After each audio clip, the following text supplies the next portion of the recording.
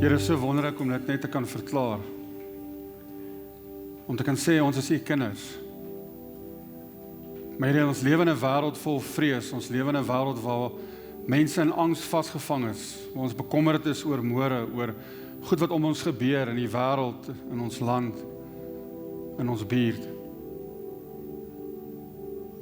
Here, maar u is ons Vader, u hou ons vas met u arms.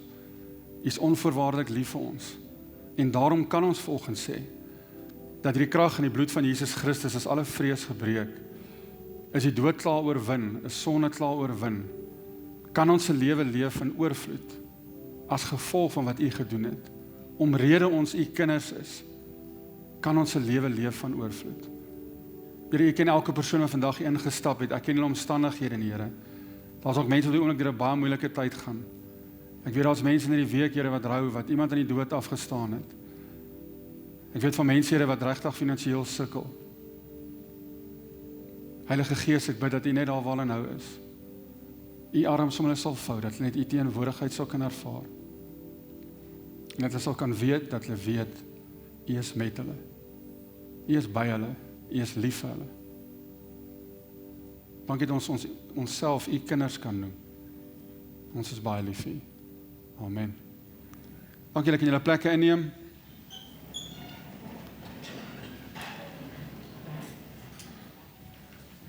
Goeiemôre by ons eerste diens. Ek bly julle die tyd reg. As iemand wat sou net na 9 raak gaan instap, gaan of laat wees vir die eerste diens of vroeg wees vir die tweede diens. Maar dis hulle probleem. My naam is Jan, baie welkom by ons gemeente. As jy vandag vir die eerste keer by ons gemeente is, hoop ek regtig julle gaan die diens saam met ons geniet. Net 'n paar goedjies wat ek onder julle aandag wil bring. Eerstens natuurlik 2 dienste, 8:30 en 10:00. So dis dieselfde preek wat herhaal word, dis om net meer spasie te maak. Soos julle kan sien, julle sit vandag bietjie lekkerder, bietjie meer gemakliker.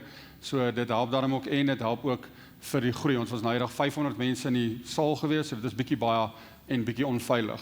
Vir iemand wat hoof is van health and safety, het ek so bietjie begin paniek. Dan as jy vandag vir die eerste keer by ons gemeente is, hoop regtig julle gaan dit saam met ons geniet. En as jy dalk dan wil besluit om 'n volgende stap te vat en deel te word van die gemeente, om 'n lidmaat te word, ons lidmaatklas is die 15de Maart. Jy kan net agter in die QR-code kan jy gaan scan. Ons moet net weet hoeveel mense daar is, vir hoeveel mense ons moet voorberei. So as jy meer vrae het oor die gemeente of jy wil meer uitvind of jy wil dalk 'n lidmaat word, maak asseblief seker jy sit jou naam op. Die verskil tussen iemand wat die diens bywoon en 'n lidmaat is nie dat jy gaan beter parkering kry of afslag op jou 10de kry nie. Dis maar net dat ons kan weet vir wie herder ons, vir wie is die mense wat ek en Stefan en Herman voor herder, en ook dat ons as 'n gemeente kan saam, dat jy ergens ook belang. Ek mens, mense teken nie meer regtig op nie, mense commit nie meer nie, mense flout eintlik maar net. Maar dis ook okay, so as jy vandag hier flout, dis okay. Dis kuier as jy wil kuier. Maar as jy wil 'n lidmaat word, of jy het vrae daaroor, praat gerus met my en Stefan. Aan die 22ste Maart ons 'n doopgeleentheid, so as jy jouself wil laat doop, kan jy ook my en Stefan praat as jy vra daaroor. Andersins is daar 'n QR-code ook agter by die infodesk wat jy kan scan. As jy nie weet wat 'n QR-code is nie, jy vra vir die jonger mense daar agter, hulle sou kan help. Dan het ons GLS, ons Global Leadership Summit. Dit is die Vrydag wat nou kom, die 20ste. Die registrasie sluit môre. So as jy nog 'n kaartjie wil kry vir jouself of vir jou besigheid, die registrasie sluit môre. So registreer ook asseblief agter by die infodesk. En dan ons Alpha kursus. Ons het al 'n hele paar Alpha kursusse aangebied. As jy op Dinsdae om 6:30 tussen die 10de Maart en die 10de Mei iets amazings wil bywoon, skryf in vir die Alpha kursus of praat met Tommy, wie se foto daarop is as daar enige vrae is. Dis 'n wonderlike geleentheid om saam te kuier, om net weer regtig te gaan kyk van wat is die basiese wat ons in glo.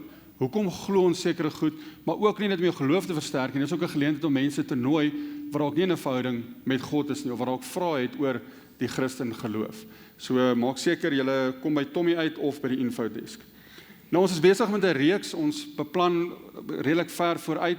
Ek sê altyd met die kerk te werk is amper soos Formule 1. Jy weet, jy het Sondag gereis en dan Maandag moet jy onmiddellik begin beplan vir die volgende reis, volgende Sondag, en in die agterkant jy besig om 'n nuwe kar te bou vir wat die volgende kwartaal gaan gebeur. So ons het reekse wat ons beplan om te kyk, maar waar is die gemeente? Wat is oomblik in ons omgewing aan die gang? Wat is in die wêreld aan die gang?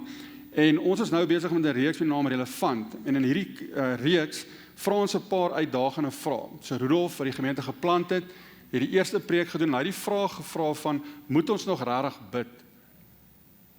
Help dit nog om te bid in vandag se tyd?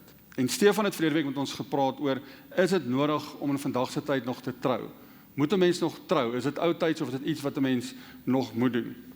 So as jy een van daai preke gemis het, gaan gerus op ons YouTube channel, jy kan die preke daar gerus kyk. So ek wil begin om vir julle te sê, 'n vraag te vra.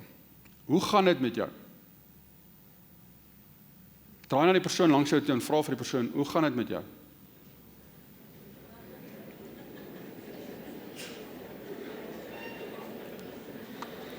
Goed, en draai nou na die ander persoon toe en vra vir hulle, hoe gaan dit met hulle?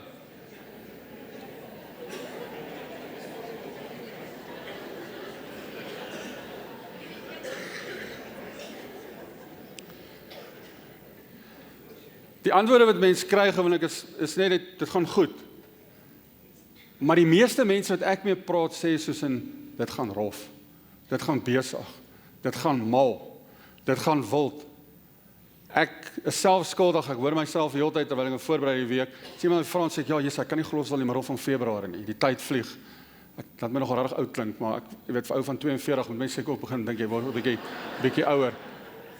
Mense is besig en die realiteit is ons lewe in 'n samelewing of in 'n kultuur waar uitputting die norm is. Ons sê vir onsself goed soos, ag weet jy wat, ek moet net vasbyt, ek sal aan die einde van die jaar sal ek rus as ons in Desember see toe gaan. Of God en my gesin verstaan, ek moet hard werk, ek werk hard vir hulle part, ek werk hard om dit vir die gesin te doen.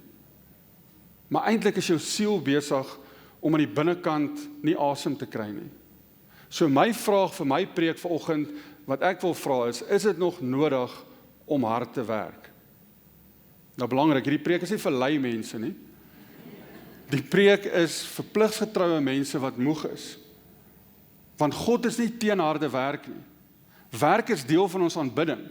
Werk is 'n manier waarop ons God eer met ons gawes. Paulus skryf in Kolossense 3, wat julle ook al doen, doen dit van harte soos vir die Here en nie vir mense nie. Salomo prys dit as mense ywerwerk. Paulus het hard gewerk, hy het onverniet gewerk. Jesus self sê in Johannes 5, my Vader werk tot nou toe en ek werk ook. Maar vriende, hier is die verskil. Daar's 'n groot verskil tussen om Bybels hard te werk en om eindelose sielverplettende werk. Die Bybel sê nie dat jy jou siel moet verwaarloos, of jou liggaam vernietig, of jou gesin vernietig, of die feit dat jou God jou geskaap het om te rus, te ignoreer nie. Maar hoekom doen ons dit? Daar's iemand nou by die deur. Hoekom doen ons dit? Hulle is ook hier vir die tweede diens. Kan iemand net die hek val oopmaak? Hoekom doen ons dit? Ons kan baie ydel wees om te sê, maar ek doen dit want God het vir my gesê om dit te doen. God het gesê ek moet werk. Ek dink partykeer doen ons dit want ons is bang. God het ons dalk nie beveel nie. Ons werk hard omdat ons bang is, ons gaan mense teleurstel. Of ons is bang, ons gaan dalk vervang kan word. Maar dan sê jy 'n week weg, of jy kom terug, en dan kom jy agter, maar hulle kan eintlik maar aangaan sonder jou. Of ons is bang dat ons nie genoeg is nie. Sien, uitbranding gebeur dikwels nie omdat ons te veel werk nie. Dit gebeur omdat ons te veel druk op onsself sit om iets te bewys. Nou Salomo het een van die psalms geskryf, en dit is nogal vir my 'n treffende Psalm 127 wat hy sê, as die Here die huis nie bou nie, soeg die wat daarin bou te vergeefs. As die Here die stad nie beskerm nie, waak die wat dit beskerm te vergeefs. Te vergeefs dat julle vroeg opstaan en laat gaan slaap om met moeite 'n bestaan te maak. Vir die wat hy lief het, gee die Here dit in hulle slaap. Hoor julle dit? Jy kan hard werk en nog steeds dit te vergeefs doen. En nog steeds kan dit nie regtig iets beteken nie. Want vriende, wanneer jou waarde gekoppel is aan jou produktiwiteit, voel dit vir jou soos of rus sonde is. Wanneer dit vir jou op 'n plek is dat jou identiteit gekoppel is aan jou output, dan is ophou vir jou eintlik 'n mislukking. Ophou is eintlik vir losers, ons moet aangaan, ons moet nog meer doen. Ek weet nie van julle nie, maar ek is groot gemaak van ledigheid is die duiwel se oorkussing. Jy moet net besig wees. En al is jy by jou werk en jy lyk net besig agter jou rekenaar, lyk net besig, wees net besig. En ons lees in die Bybel van twee susters, van Martha en Maria, waar Martha ook baie besig was. Ons lees dit daar in Lukas 10. Op hulle reis het Jesus in 'n dorp gekom waar 'n vrou Martha hom as 'n gas ontvang het. Sy het 'n suster gehad, Maria, wat aan die voete van die Here gaan sit het en na sy woorde geluister het.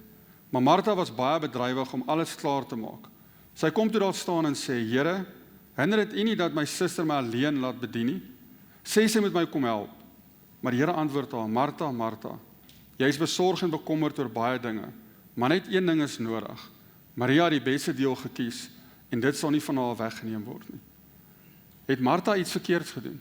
Nee. Martha het nie iets onbenullig gedoen nie. Martha het eintlik belangrike goed gedoen. Ek bedoel, as Martha nie gekook het nie, sou niemand geëet het nie. Martha, die teks begin om te sê, Martha was die gasvrou. As gasvrou kom Jesus vir haar kuier en sy maak seker alles is reg, alles is skoon, alles is op hulle plek. Identifiseer jy dalk vandag met Martha? Jy doen alles reg. Jy werk hard, maar het voel nie veel of iemand jou raak sien nie. Jy werk hard, maar jy voel tog nog steeds leeg of bitter binne. As ons mooi kyk na die teks, sien ons dat Jesus kritiseer of veroordeel haar nie oor die werk wat sy doen nie. Hy sien die tol wat dit op haar eis. Hy erken haar besorgdheid. Hy sê, Martha, ek kan sien jy is besorg en bekommerd, maar Jesus sê vir haar, daar's eintlik net een ding wat jy moet nastreef. Jy mis dit. Maria het die regte deel gekies. Wat het Maria gekies? Om lui te wees of om nie die werk te doen nie? Soos my broer altyd was, as ons met skorrelgoed gewas het in die huis, het hy altyd 'n maagprobleem gehad. Daar was altyd een of ander tyd, die presiese tyd wanneer ons nou met skorrelgoed was hy nooit beskikbaar gewees nie. Dan bring dit 'n bitterheid jou op en sê, maar hoorie, ek doen al die werk hierso. Dit gaan nie oor wat reg of verkeerd is, dit gaan nie oor wie doen meer werk of wie doen minder nie. Jesus probeer vir Martha sê, Martha, jy mis die punt eintlik hier. Fokus op my. Maak soos Maria maak. Want Jesus wil van haar en van ons af die druk afhaal om die heeltyd te wil perform. Om die heeltyd te dink, ons moet God se liefde verdien. Ons moet hard werk vir dit. Want vriende, ons is nie ons is human beings, ons is nie human doings. Die rede hoekom being vir ons so moeilik is, want jy moet stop. Jy moet stop en stil word en met jouself en met God sit. En jy met jou besige skedule een kant sit om te sê, maar ek wil nou nie hierdie besige skedule gebruik meer as 'n muur tussen my en God nie. Iets wat ek agter kan wegkruip nie. Want sien, as jy teen 100 km/h lewe, dan hoef jy nie met jou onsekerhede of jou vrese of jou hartseer te hanteer nie. Jy hoef nie die stilte in gesig te staar nie. Want ons bou alles om ons lewens net om nie gekonfronteer te word met die stilte nie. En dit bring my by die paradoks wat ons vandag in lewe, die tydsbesparende tegnologie wat ons het. In teorie moet ons eintlik die mees uitgeruste generasie wees in die geskiedenis. Ek meen, jare terug het jou die hele dag gevat om wasgoed te was, toe daar nog nie weggooi doeke en goed was nie. En jy moes alles was die hele dag.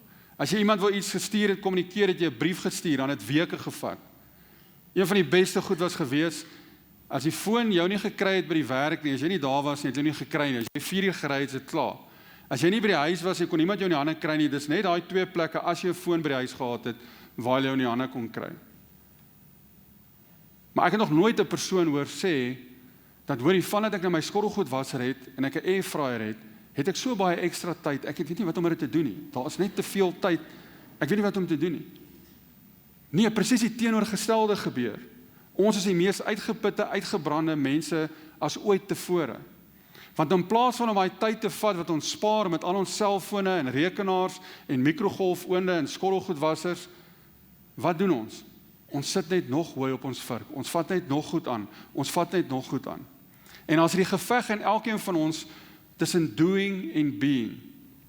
Die probleem is dat ons besig is nie. Die probleem is dat ons so besig is dat daar nie 'n tyd is om net te wees nie. Ons weet nie hoe dit is om net te be nie. Hoor wat sê die filosoof Eric Hoffer. We are warned not to waste time, but we are brought up to waste our lives. Vriende, die lewe is awesome. Maar ons het nie tyd om dit te geniet nie. Ons hardloop rond. Rory Faden sê, saying I'm too busy is the adult version of saying the dog ate my breakfast. My homework. Okay, die hond gaan my breakfast ook eet, maar uit my homework. Het julle ook al die verskoning al gebruik? Ek is net te besig. Ek kan nie gaan oefen nie, ek is te besig. Ek kan nie gesond eet nie, want ek het nie tyd om gesonde kos te gaan koop en dan tyd te vat om dit gaar te maak nie. Ek het nie tyd om my kinders te speel nie, ek is te besig of ek is te moeg as ek in die aande by die huis kom. Ek het nie tyd gehad om Bybel te lees of te bid nie, want ek is te besig. Ek het te veel goed wat ek moet doen. Dis amper of besig wees hierdie status symbool geword het. As jy sê jy is besig, dan sê jy belangrik. Dan sê jy, hoor, ek is suksesvol, ek is besig, ek werk. Jy vertel vir mense hoe baie goed jy besig is. Jy vertel vir mense hoe besig jou kinders is en hoe baie goed hulle betrokke is. Maar diep binne het jy hierdie begeerte vir 'n eenvoudige lewe, 'n stadiger lewe, 'n meer betekenisvolle lewe. Ons verlang na eenvoud, om net te wees of net te be. Net so kantyn opmerke, dalk gaan ek jou kwaad maak, maar ek dink net kinders is way te besig. Dis vir my skrikwekkend as ek hoor hoe baie goed kinders by betrokke is. Jou kind hoef nie by alles betrokke te wees nie. Dis jou as ouers se keuse. Maar kinders is deesdae, hulle jaag van die een ding na die ander ding, na nog 'n ding, en dan is hulle 7 uur, 8 uur by die huis, en dan moet hulle eet, dan moet hulle huiswerk doen tot 12 uur, dan moet hulle môre weer opstaan, dan moet hulle voor die tyd na iets toe gaan. Ek vra jou dalk net, ek maak nie 'n aantuiging nie. Vir wie doen jou kind dit?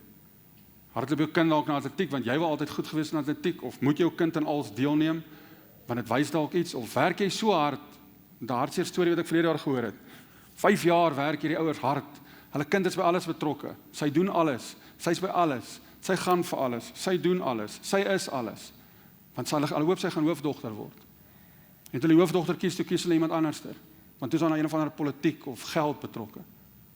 En nou is die ouers devastated, hierdie kind het al lewe afgewerk om hoofdogter te word. Vra nou ook net vir jouself, ek sê nie jou kind moet nie by iets betrokke wees nie. Natuurlik, laat jou kind hulle gawes uitleef, laat hulle besig wees. Maar ek is bekommerd, die kinders is vir my net te besig. Kinders is al op uitbrand. Kinders is al mee hoor, ek kan nie meer nie. Ek wil nie meer in die oggend opstaan nie, dis net te veel. Die druk is net te hoog. Maar nou, dit was 'n sideline comment. Ek weet ons lewe in 'n wêreld wat die hele tyd vir ons meer vra.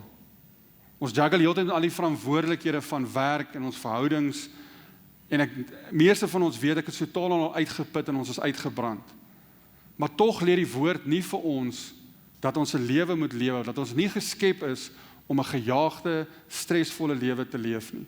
Jesus nooi ons om 'n ander lewensritme in te bring. Hy sê vir ons in Matteus 11, kom na my toe, almal wat uitgeput en oorlaai is, en ek sal vir julle rus gee.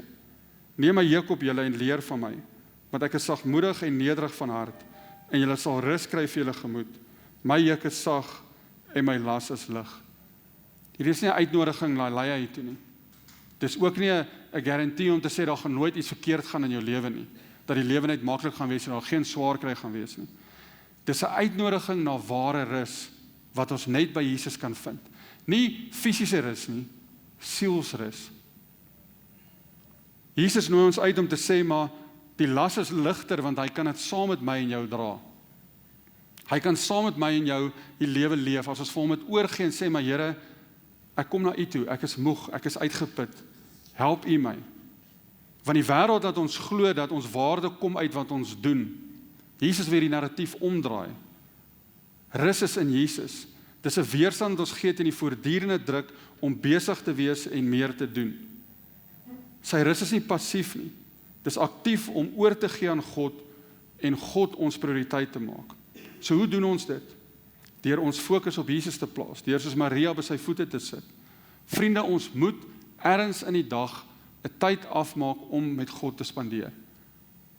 Jy kan sê ek gee nou vir jou 'n wet of 'n reël, ek wil nie meer dit so sien omdat dit net 'n verpligting is nie, maar dis 'n dissipline, dis 'n ritme. Ons moet ergens op 'n plek sê, maar Here, ek maak my dag stil om by U uit te kom. Want wat's gewoonlik die eerste gedeelte wat wegval uit jou dag uit as dit besig is? Daai gedeelte. Ek moes bietjie laat slaap, ek was moeg, so ek kon nie tyd gehad om Bybel te lees volgens.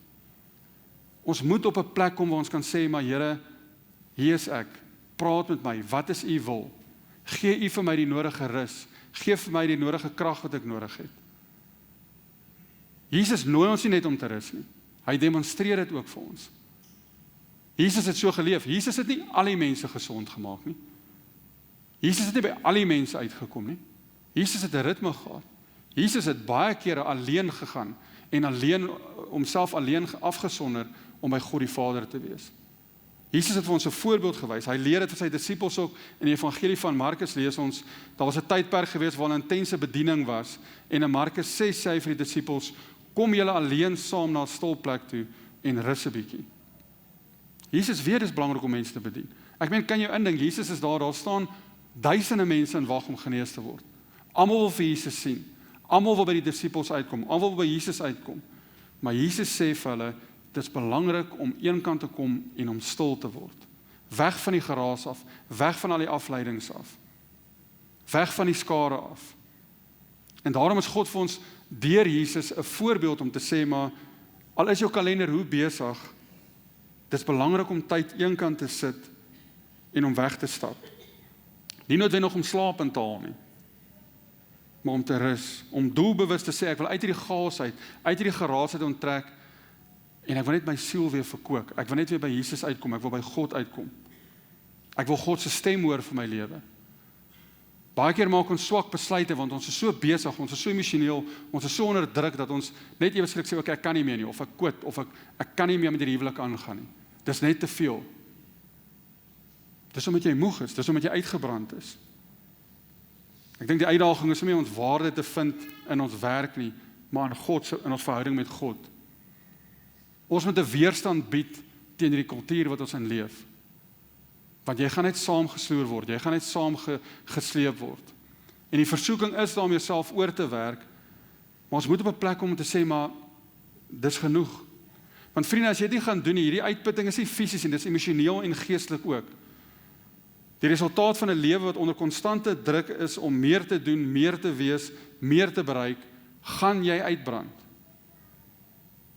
Jy kan gelees daar, jy gaan kyk, daar is, as jy uitbrand, as jy op 'n plek kom waar jy heeltemal uitbrand, as jy op burn-out is, en jy pak soos in heeltemal op, vat dit 3 tot 6 maande net om weer in herstel te kom. Dis nie soos, ek gaan net gou die naweek slaap en maandag voel ek beter nie. Baie mense werk tot hulle nie meer kan nie, tot hulle omval. Vriende, ons moet op 'n plek kom waar ons kan sê, my rus is noodsaaklik, ek moet dit kan leef, ek moet dit deel maak van my lewe.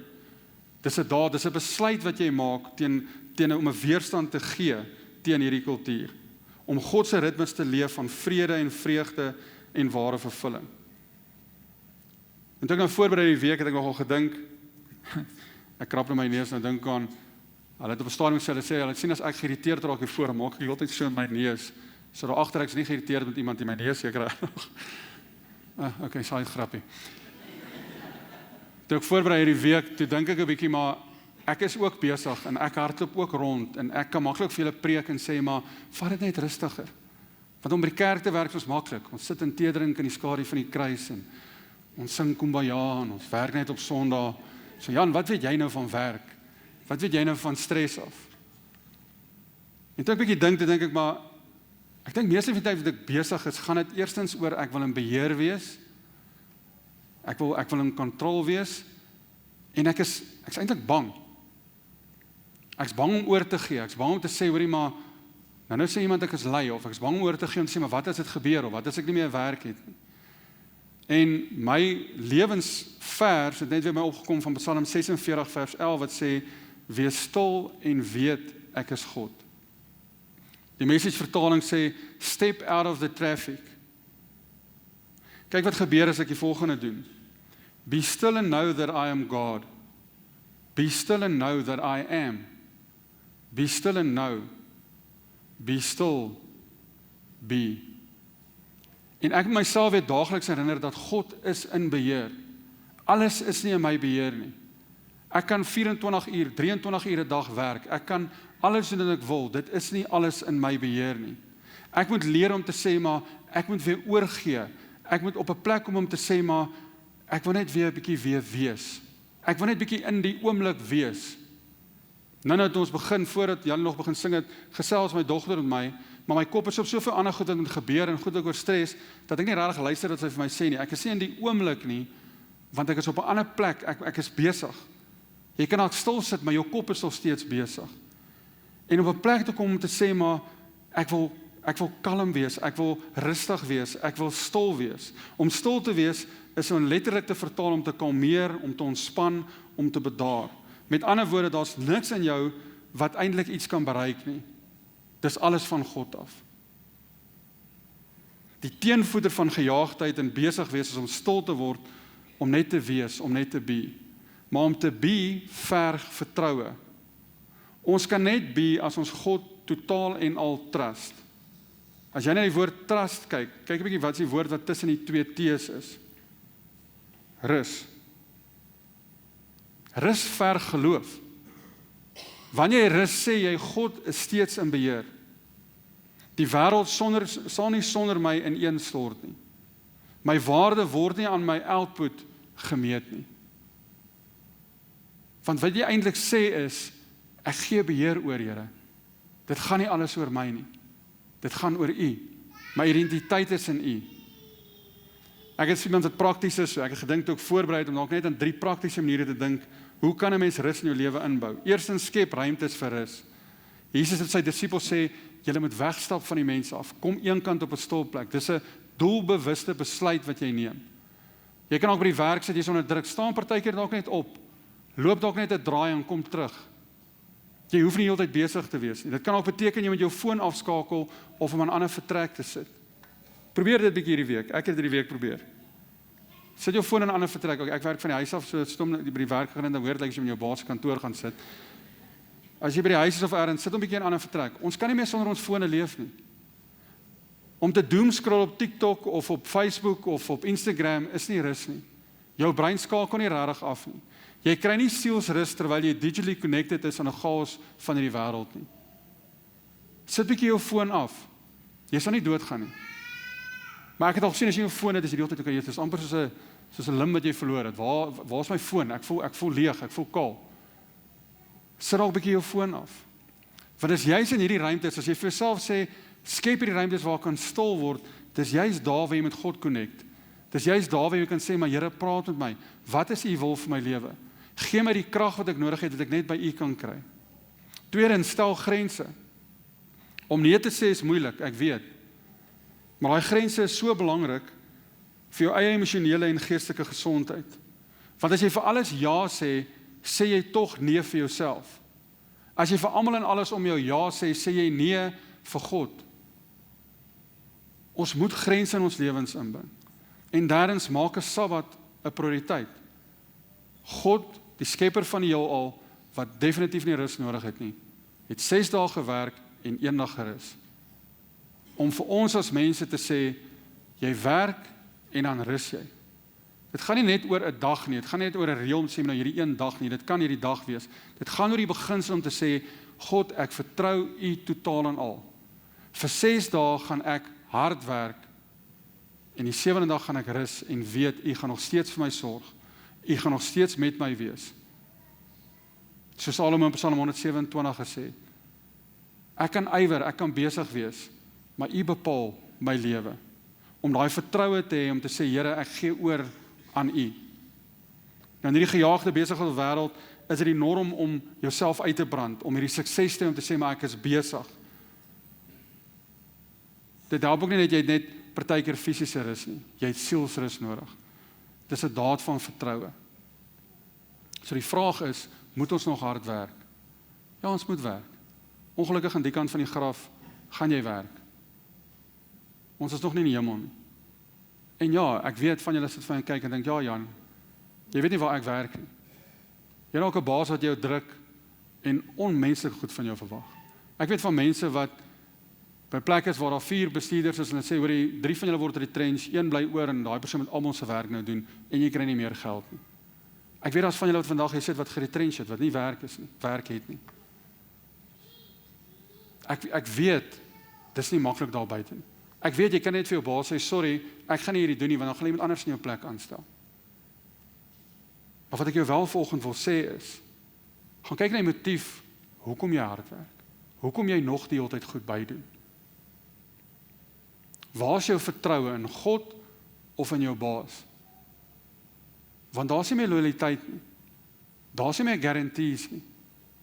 Min mense begin by 'n plek en tree 30, 40 jaar later daar af. Maar vriende, ons het 'n keuse. Ek weet van min mense. Herman sal vir julle meer statistiek kan gee. Maar ek weet nie van een persoon wat op hulle doodsbed lê en sê, "Ja, ek wens net ek nog 'n paar ure by die kantoor kon spandeer het nie. As ek net nog 'n bietjie tyd by die kantoor kon spandeer." Die spyt is, ek wens ek het meer tyd met my familie spandeer. Ek wens ek het meer tyd gevat om net ander goed te doen, om net die lewe te geniet. As jy jouself oorwerk en jouself uitbrand, is die vraag vanoggend, hoekom doen jy dit? So ek wil vra, daar waar ons sit, kom ons word rukkie stil, ek wil graag saam met julle bid, van julle sal dalk vandag en jy het bekommerd, jy het nie werk nie. Van julle het ongelooflik baie druk by jou werk. Van julle het 'n baie onredelike baas, of jy werk in 'n plek wat totaal en al onheilig is. Van julle het kollegas wat jou die hele tyd uitbuit en politiek speel. Van julle is net soos, hoorie, ek is op, ek kan nie meer nie. Ek weet nie wat om te doen nie. Ek moet dalk 'n groot besluit maak, maar ek weet nie wat om te doen nie. Ek wil nog altyd in interior decorating gewees het, maar ek werk nog steeds in credit. Maar ek is elke dag sielsongelukkig. Of ek is ook interior decorator, maar ek love krediet, ek love finansies. So ek is gedrein. Maar ek doen dit maar. Want ek dra my kruis na die Here se huis en ek werk maar elke dag en dit wat ons moet maar doen. Ons Afrikaners werk maar. Vriende, jy het 'n keuse. Jy kan 'n keuse maak saam met God. So kom ons sit net so dan bid ek vir ons.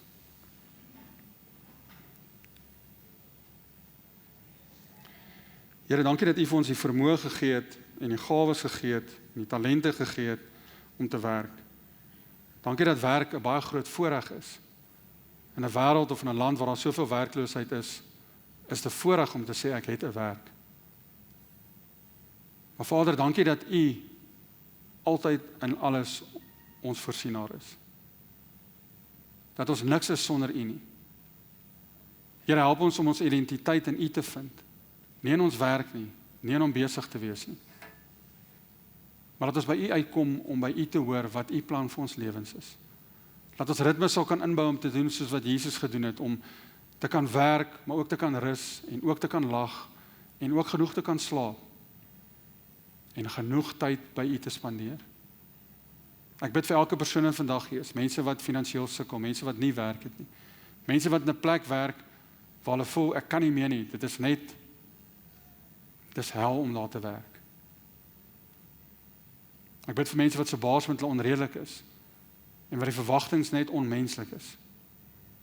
Ek bid dat U in hierdie week wonderwerke sal doen, deurbrake sal maak, dat mense net U liefde en U teenwoordigheid sal ervaar. Maar ek bid ook, Here, dat ons hoop en ons vertroue en ons alles in U sal sit, want alles begin by U. Alles kom van U af. Dankie vir U liefde en dankie dat U altyd met ons is. Amen. As jy vandag vir die eerste keer by ons gemeente is, wil ek jou baie graag ontmoet. Jy kan net vorentoe kom, ek het my en Stefan net gesels, jouself voorstel. Daar's gratis koffie en tee wat jy kan geniet en dan ondersteun ook Coffee the Bible. Baie belangrik voor jy opstaan. Kan ek vra dat jy asseblief die onderste hek gebruik om uit te gaan? Die tweede dienste mense gaan inkom, julle gaan probeer uitgaan, so as jy onder kan uitry, sonder om vir ons wat dit probeer help, te vloek of te skree of met een vinger te groet, gaan by die onderste hek uit. Wees versigtig as jy uitry, veral as jy moet afdraai onder na Kreersdorp se kant toe, want daar's mense wat bo indraai. Ek bid dat dit alles goed sal gaan daar, maar dit hang ook van jou af. So gebruik asseblief die onderste hek. Onthou om vir jou vriende te sê 8:30 en 10:00 dienste. As jy preek geniet het, bly vir die tweede diens, 10:00 begin die tweede show. Kry vir jou koffie. Lekker week. Dankie.